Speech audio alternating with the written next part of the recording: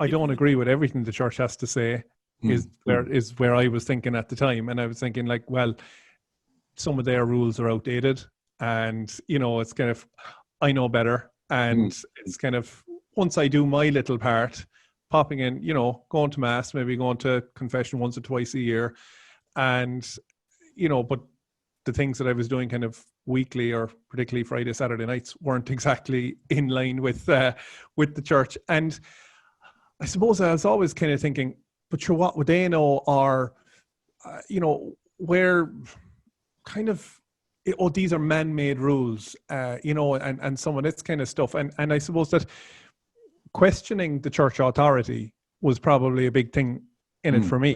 And, we spoke to Father Cullum about the mystical body of the church and the living church. But when it comes to the authority of the church, that was something I struggled with for quite a while. So I suppose, like, with that, was that ever something that was an issue for you, or not? Yeah, certainly. No, you're right. When you're kind of on the fringes of the faith, of practicing your faith, it can be difficult. And you say, particularly if your life is going in a certain way, or you're trying to live in a way that the church thinks is not necessarily the best way for you, then there's a clash, and someone is right and someone is wrong. And, we can be slow to kind of go, hang on, how could the church be right about something, particularly, say, moral matters, when, what are they going to know about it?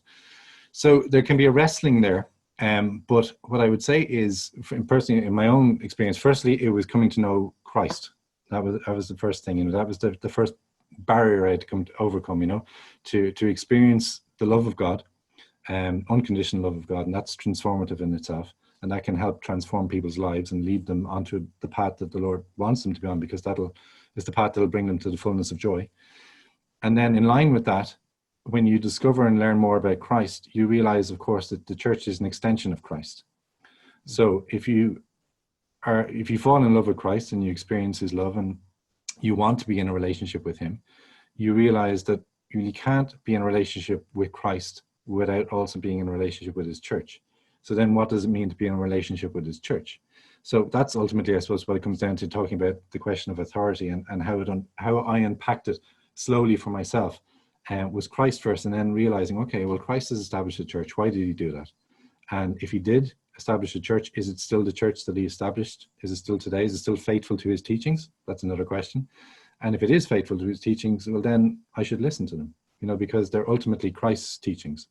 So that's, maybe some of the stepping stones that can get you to the point whereby you can make an intellectual assent of mind and will to the teachings of the church, not because you just have a desire to follow authority or you think it's something you must do, but because it makes sense as well, because it's reasonable. Like, we're using our intellect to understand that these are not rules or guidelines that are supposed to make us miserable. Christ said, I want you to have the fullness of life, and have joy to the full. So, rules are there as protectors.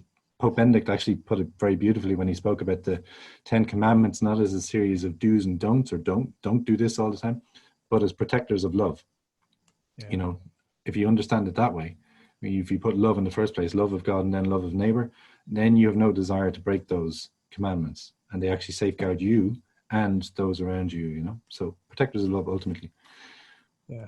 I see that actually. Even, I think there's certain things in kind of being a father that you can kind of there's certain parallels you can kind of see. I'm not saying I'm Absolutely. God, but it's but there's little things like where when we do put down rules, ultimately the rules, I can imagine from a child's side of things, the rules must be like, oh, come on. Like, and we've been there. We've grown up under that as children, as rules. So we have our own personal experience of that. Absolutely. And then you have a different experience now as a father. Yeah. Now I'm kind of like, no, there's a reason I'm telling you to stay away from the fire. It's for your good, even though you think the fire is fun. It's stay away from it. Yeah. Yeah. So that can be a very helpful way of understanding it. In you're participating in the fatherhood of God. And he does that, but like, God's love is perfect, and he understands us better than we understand ourselves, and he sees far more than we're capable of seeing. So as much as we try to protect those ones that we love and help them, not by laying down rules to make them miserable, it should help us to understand in an even more magnificent way. God has done this because he loves us immensely, and he's proved that love through Christ. So they're there for a very good reason. And I suppose just because the times change, people, like the makeup of people does not change. Like, I mean, what can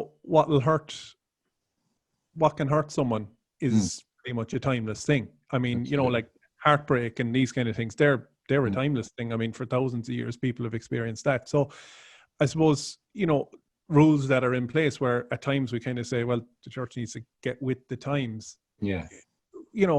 It's how do you kind of respond to that?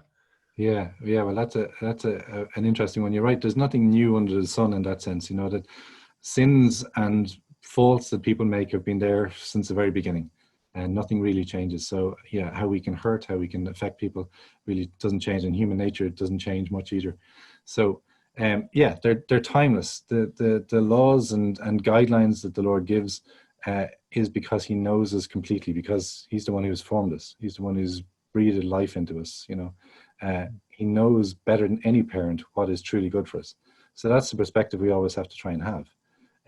But of course, like particularly in the teenage phase, and I would see that in terms of how people react against the church sometimes. It's like is this growing out of childhood into trying to develop into adulthood, and there's this tension in between of that particular period where they're trying to, they realize they're still under the authority of the parents, but they're really trying to establish their own will and stuff. And that can be a lot of the situation with people in relation to their attitude to the church. It's kind of like that teenage is like, oh no, I'm really trying to pull away from this because it's considered to be impeding their freedom. And that's one of the biggest challenges, is the buzzword, I have to be free to do or to choose what I want to choose. But freedom, as God has given us, is always a choice to do the good. It's always about trying to find what is good, what is excellent, and do that. Because that leads to human flourishing. Turning away and using our freedom to choose sin or to choose selfishness or to hurt other people, that doesn't lead to anything good for anybody. So that's interesting, because you're mentioning freedom too.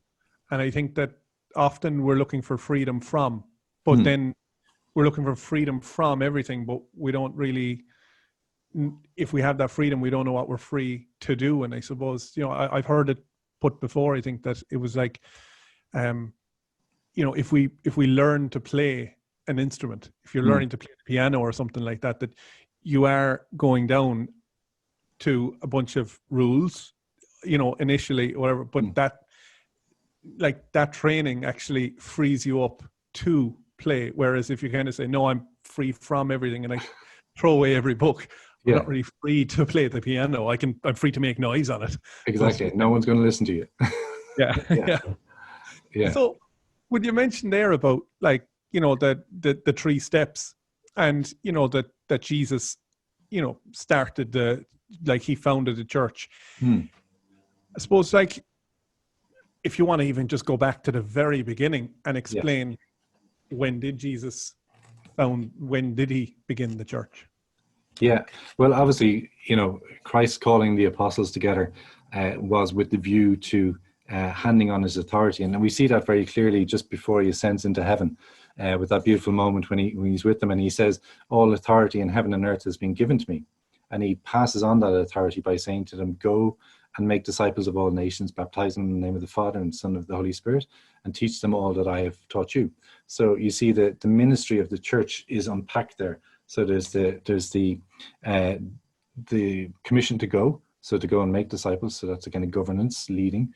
And then there's the sanctifying, which is the baptizing, bring them into the life of the Trinity, into the life of God. And then there's the teaching element of the church. So that authority, and authority can be an ugly word in our world today. So we kind of need to unpack that a little bit. The authority is there to serve. That's ultimately what authority is about. Authority is not to subjugate or subject, it's to serve.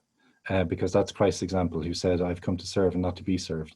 And he was always teaching the apostles that they have to do the exact same, to be servants. And even the title of the Pope is the servant of the servants of God. It's been a traditional title of them. So we talk about the Pope being the head of the church.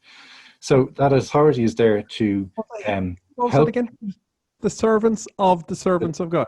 The servant of the servants of God is a title for the Pope. That's I don't know. Don't ask me how long it's existed, but it's one of the titles that the Pope is referred to under, the servant of the servants of God. So that means he's the first servant in the image of Christ, and then all the bishops united with him, and cardinals are all there serving, and all the way down through the hierarchy, down to the priests, down to the lay people. We're all called to serve one another in love, out of love for God. So, you know, we're serving God by serving one another and serving the truth, which is ultimately what the church is there for. And the authority has been given. So that teaching commission of the Lord there in his last commission to the disciples. So the authority of the church ultimately is always flowing from Christ. It's not a man-made authority that can often be challenged, particularly when they're saying these are man-made rules. Well, no, particularly when it comes to the teachings on faith and morals, which is the remit of the church. The deposit of faith that's been given to us in the scriptures and tradition that's been protected and unpacked and promoted and spread through all generations throughout the world and continues to be. That's all following that great commission of Christ. And it will always be the same. The church exists to fulfill that mission that Christ has given it, to bring people to Christ, to sanctify them, and to teach them about him, to help them to come to know, so that they can achieve their end, which is eternal life. The church, if people have a vision of the church doing something else, I know historically, obviously, it was involved with temporal powers, and there was issues in the past where it was involved with secular authorities, you know. Historically, yes, absolutely, that was part of it. But thankfully now the church is more removed from that, as it should be, to focus on the mission of the gospel. If you liked what you just saw and would like to see the full interview, click on the Watch More box above, or else click on the link in the description box below. Make sure to also click on the subscribe button above so as to receive more regular content. Thank you.